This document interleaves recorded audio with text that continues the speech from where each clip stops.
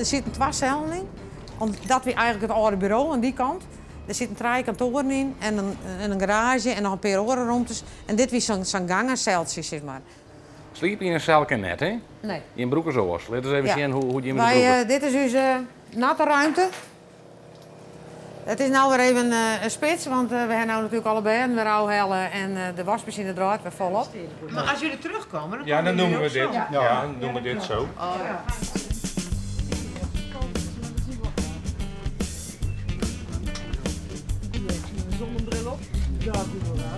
Wij doen de hele stedentocht. Ja, echt een gastvrij verblijf. Heel leuk.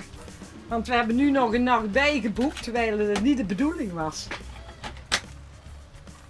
Als ze binnenkomen is het natuurlijk wel weer meer een modern iets. En is het net naar het politiebureau. Maar daarna op de kamers heb ik al hier een functie die vroeger weer. Dus we hebben postcommandant, groepscommandant en rayonkommandanten. We hebben wachtmeesters, opperwachtmeesters, gewone wachtmeesters. Dus dat zijn echt de functies die hier in het bureau vervuld waren. Ja, helemaal goed. Ik zal het even blokken voor u. Even kijken. De inchecken is tussen 4 en 6, past dat u? Pension peruk. In dat woordenboek erbij en peruk. Nou, een peruk op zijn Frans. Dus ja, en ik ben toch Janie Pruksma. En in Koude is al Janie Pruk. En in Warkum weer dat ik altijd samen binnen Warkumse. Dus het is een van de prukjes.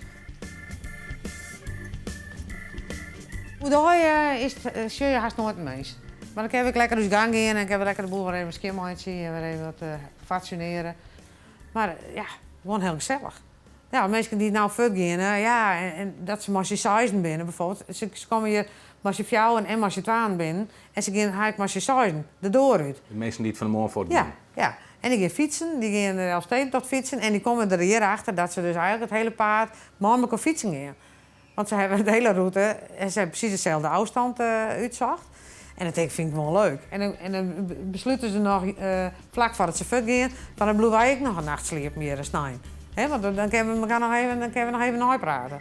Nou, en dat is wel leuk.